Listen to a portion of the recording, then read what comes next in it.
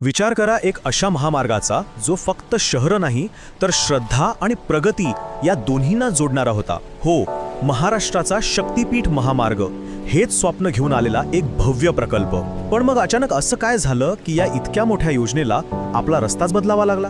आणि फक्त रस्ताच नाही तर त्याचा खर्च तब्बल 15,000 कोटी रुपयांनी वाढला. आज आपण याच बदलामागची कहाणी, त्यामागचा संघर्ष आणि त्याचे नेमके परिणाम काय झाले हेच समजून घेणार आहोत. चला तर मग या संपूर्ण प्रकरणाचा आढावा आपण 5 महत्त्वाच्या टप्प्यांमध्ये घेऊ. सगळ्यात आधी या महामार्गाची मूळ कल्पना काय होती ते पाहू.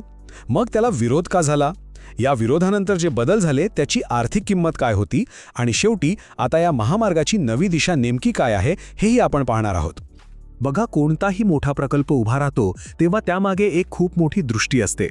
शक्तिपीठ महामार्गाचंही तसंच होतं. हा केवळ एक रस्ता नव्हता, तर तो महाराष्ट्राच्या श्रद्धेला थेट प्रगतीशी जोडणारा एक दुवा ठरणार होता. पाहूया ही संकल्पना नेमकी होती तरी काय.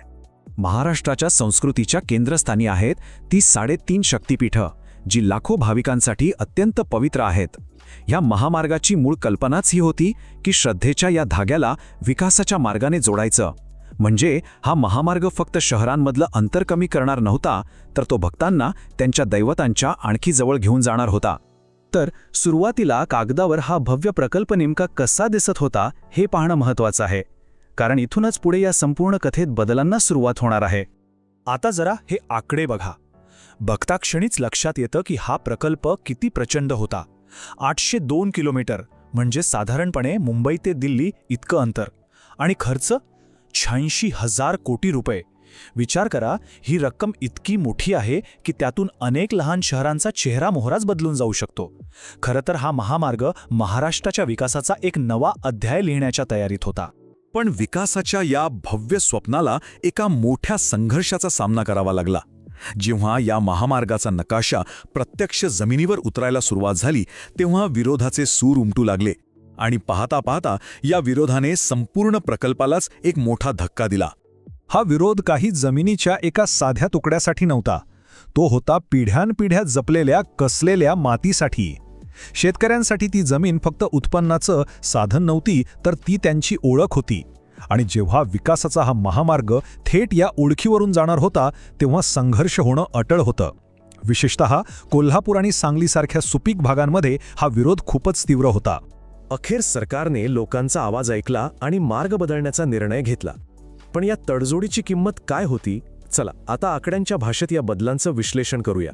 तर मूळ आराखड्यानुसार महामार्गाची लांबी ठरली होती 802 किलोमीटर. पण झालेल्या विरोधामुळे मार्ग बदलला आणि हीच लांबी वाढून झाली तब्बल 856 किलोमीटर. म्हणजे सरळ 54 किलोमीटरची वाढ झाली. सुरुवातीला या प्रकल्पासाठी अंदाजे 86,000 कोटी रुपये खर्च अपेक्षित होता. पण आता हाच आकडा थेट 1,01,000 कोटींवर जाऊन पोहोचला आहे. इथेच खरी गोष्ट आहे. हा फरक बघा, तब्बल 15,000 कोटी रुपयांची वाढ ही काही छोटी रक्कम नाहीये. ही रक्कम इतकी प्रचंड आहे की यातून एखादा नवीन छोटा महामार्ग सहज उभा राहू शकतो. आणि साहजिकच हा सगळा अतिरिक्त भार राज्याचा तिजोरीवर पडणार आहे, जो मोठ्या कर्जाच्या रूपात उभा केला जाईल. म्हणजे लोकशाहीत लोकांचा आवाज ऐकला गेला, पण त्याची एक मोठी आर्थिक किंमतही चुकवावी लागली. तर मग आता हा बदललेला महामार्ग नेमका कसा असणार आहे, त्याचा नवीन नकाशा काय सांगतो आणि त्याचे दूरगामी परिणाम काय होणार आहेत यावर एक नजर टाकूया. यातला सगळ्यात मोठा बदल म्हणजे महामार्गाने आता सांगली जिल्ह्याला वळसा घालून सातारा जिल्ह्याचा मार्ग स्वीकारला आहे. याचा थेट फायदा माण आणि खटावसारख्या दुष्काळी म्हणून ओळखल्या जाणाऱ्या तालुक्यांना होणार आहे. त्यांच्यासाठी हा महामार्ग म्हणजे विकासाची एक नवी आशा घेऊन येणार आहे. या नवीन मार्गामुळे खरं तर विकासाचा संपूर्ण नकाशाच बदलला आहे. आता 12 ऐवजी 13 जिल्हे जोडले जातील. शिखर शिंगणापूरसारखी नवीन तीर्थक्षेत्रे जवळ येतील, ज्यामुळे पर्यटनालाही चालना मिळेल. पण या विकासाची एक दुसरी बाजूही आहे. त्यासाठी आता जवळपास 395 गावांमधील 8,500 हेक्टर जमीन संपादित करावी लागणार आहे. म्हणजे हजारो शेतकरी बाधित होणार आहेत. सध्या तरी हा सुधारित प्रस्ताव अंतिम मंजुरीच्या प्रतीक्षेत आहे. पण जमिनीवरची परिस्थिती पाहिली तर ती अजूनही पूर्णपणे निवळलेली नाही. बाधित होणाऱ्या शेतकऱ्यांच्या मनात अनेक शंका आहेत. त्यामुळे या महामार्गाचा पुढचा प्रवासही तितका सोपा असेलच असं नाही. तो संघर्षमय असू शकतो. तर मग या सगळ्या प्रकरणातून आपण काय समजून घ्यायचं?